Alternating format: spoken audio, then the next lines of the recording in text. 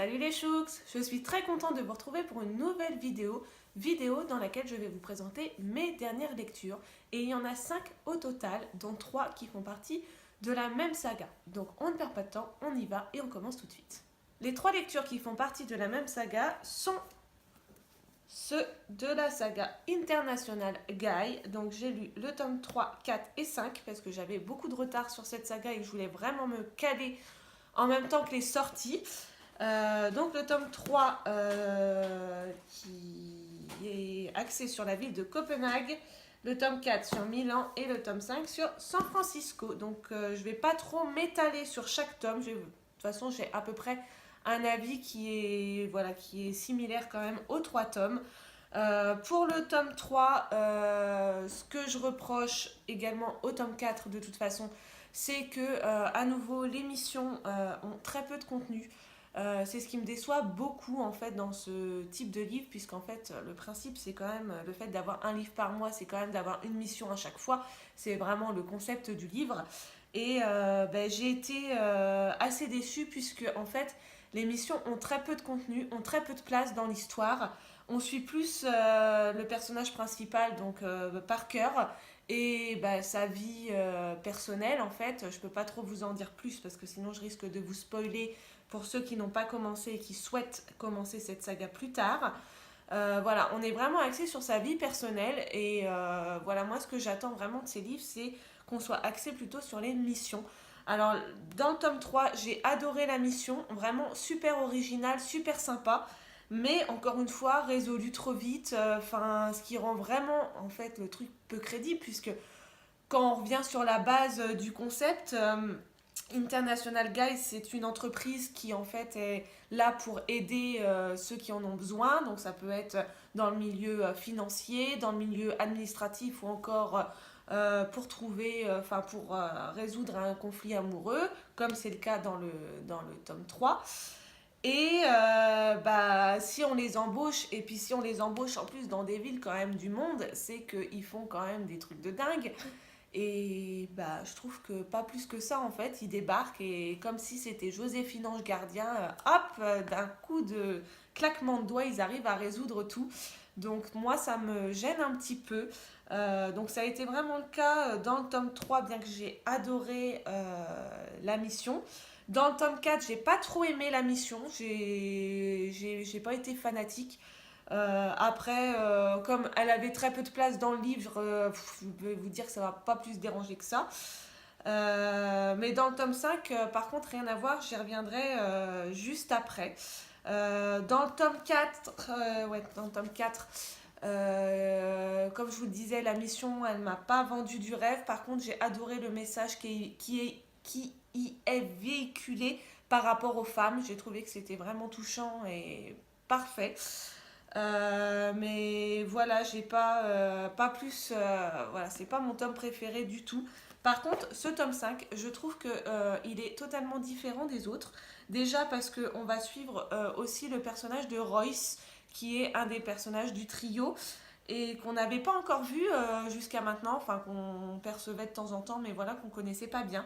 Et là, il va accompagner Parker dans sa mission à San Francisco, donc déjà, j'ai vraiment aimé parce que là, on est toute la mission avec lui, on apprend à le connaître et en fait, c'est un personnage que j'ai vraiment apprécié. Et la mission, cette fois-ci, a vraiment du contenu. Enfin, ça y est, arrivé au tome 5, la mission occupe une grosse partie du livre, bien qu'on continue de suivre l'histoire de Parker. Les deux mêlés ensemble, enfin franchement, ça a été vraiment au top de ce que j'attendais. La fin, elle a été super aussi, c'est vraiment pile ce que je voulais aussi.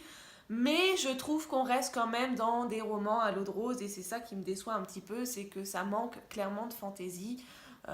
Voilà, il se passe quelque chose, mais voilà, on apprend par la suite que bon, bah non, pas de panique, c'est pas vraiment ça. Et bah dommage parce que vu comment ça a été parti, j'avais vraiment envie que ça se passe comme ça pour donner un petit coup de fouet au livre. Mais bon, voilà, c'est quand même des lectures qui sont sympas. C'est pas les livres de l'année, je vous l'accorde. J'ai pas autant d'amour pour cette saga que pour Calendar Girl que j'avais vraiment adoré. Mais voilà, après, c'est des petits livres de 150 pages. Je trouve qu'entre deux lectures qui sont moins, on va dire, qui prennent un peu plus la tête, où il faut être un peu plus concentré, ou alors pour des gros pavés, je trouve que voilà, c'est des petites lectures sympathiques que j'aime bien retrouver une fois par mois. Donc pour l'instant, je continue cette saga. Là, je viens de recevoir le 6e tome, donc ça va se lire très prochainement. Comme je vous l'avais dit dans une autre vidéo dans le cadre du Pumpkin Autumn Challenge, j'ai effectué une relecture qui est la relecture de Twilight, le premier tome, Fascination, de Stephanie Meyer, publié chez Hachette dans la collection Black Moon. J'étais très très très pressée de relire ce livre et malheureusement ça a été une petite déception. J'ai pas autant accroché que pour ma première lecture. Tout simplement parce que voilà, je n'ai pas le même âge, hein. Il y a un peu plus de 10 ans qu'il est sorti ce livre, donc ma perception a été totalement différente. Mais malgré ça, j'ai quand même bien aimé, malgré tout, le fait par exemple de redécouvrir certaines scènes qui ne sont pas dans les films, parce que les films, bon, je les regarde, ça m'arrive de les regarder de temps en temps, et en fait on retrouve des scènes qui n'ont pas été mises en scène dans les films, donc ça a été vraiment agréable parce que je les avais oubliées et les retrouver comme si c'était des petites scènes inédites, c'était très sympa. Après, par rapport à ma première relecture, ce que je peux vous en dire, c'est que j'ai détesté le personnage de Bella, chose qui n'avait pas été le cas pour la première fois. Euh, Elle m'a paru tellement antipathique, je comprends même pas comment j'ai pas pu le voir la première fois. Je la trouve absolument pas attachante.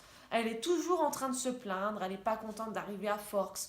Elle est. Bon, je vous ai pas fait de résumé de l'histoire, mais bon, Twilight, je pense que tout le monde connaît, hein. Elle arrive à Forks, ça va pas, il pleut tout le temps. Enfin bon, pourquoi t'es venue là, on sait pas trop.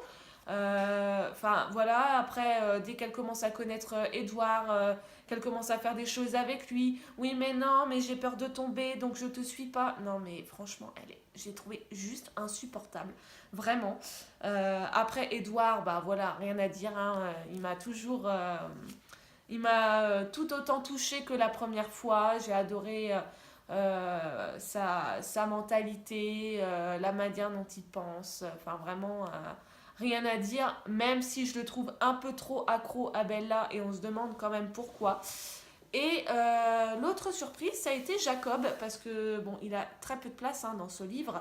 On le rencontre une ou deux fois, pas plus. Mais ouais, j'ai bien aimé comment il était présenté. Je sais pas, je le voyais pas du tout comme ça. C'était pas un personnage que j'avais vraiment apprécié la première lecture de la saga, mais toute la saga, pas seulement le premier tome. C'était pas un personnage auquel j'avais vraiment accroché. Et là, vraiment, j'ai bien aimé. Je l'ai trouvé tout mignon, hyper touchant. Donc, bon, à voir par la suite. Donc, même si cette lecture, elle n'a pas été hyper réussie, enfin, pas autant que je l'attendais, parce que c'est vrai que j'étais toute dingue à l'idée de me replonger dedans, j'ai quand même apprécié malgré tout, parce que, bon, de toute façon, ça ne me fera pas oublier la première lecture que j'en ai eue quand je l'ai lu à 18 ans. J'en garderai toujours un aussi bon souvenir et un livre qui aura marqué ma vie livresque.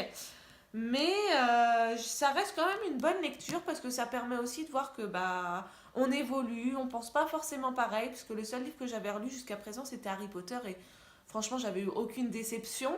Et voilà, là ça permet de voir aussi que nos goûts évoluent et que voilà, j'ai pas perçu l'histoire avec le même regard. Mon regard sur les personnages a changé. Donc c'était franchement quand même une belle expérience. Et puis je pense que je relirai quand même les autres tomes, pas tout de suite, mais je les relirai juste par curiosité pour voir si voilà, ma perception de l'histoire continue à changer comme ça. Donc je suis quand même curieuse de les relire et puis de resuivre les personnages, puisque bon, même si j'ai les films en tête, comme il y a plein de scènes qui n'ont pas été mises en scène, je trouve ça quand même sympa de faire ce type de relecture.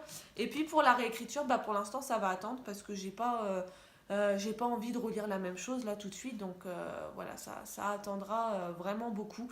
Après, ce qui m'a dérangé aussi, vous allez me dire c'est très superficiel peut-être, c'est le format du livre qui est très gros puisque forcément il y a les deux livres dedans. Et le fait que ce soit écrit très très petit pour un grand format, ça m'a dérangé. J'ai eu l'impression de mettre 10 ans à le lire. Voilà, ça m'a un peu dérangé ce format. Je trouve que ouais, pour un grand format, c'est écrit bien trop petit à mon goût. Ensuite, j'ai lu Black Riders Glitter Girl. Donc, c'est le premier tome des Black Riders de C. Gironi, publié chez Hugo Roman. Donc là, c'est Hugo Poche. Pour vous parler un petit peu de l'histoire, on va suivre en fait Ellie, qui dès le début, on sait qu'elle a un passé très très douloureux. Elle est accompagnée toujours de son meilleur ami Brandon, et ils ont une relation très très fusionnelle. Enfin, on comprend que il a toujours été là pour elle et que, enfin voilà, on sent qu'il y a des lourds secrets qui se cachent derrière leur relation. Et à côté de ça, on va suivre le club de motards Black Riders, donc c'est un club de bikers, notamment avec Jace, qui sera le personnage principal, qui est un personnage, voilà, un peu le cliché du bikers finalement, qui est, enfin voilà, qui n'a envie en aucun cas de s'attacher à quelqu'un.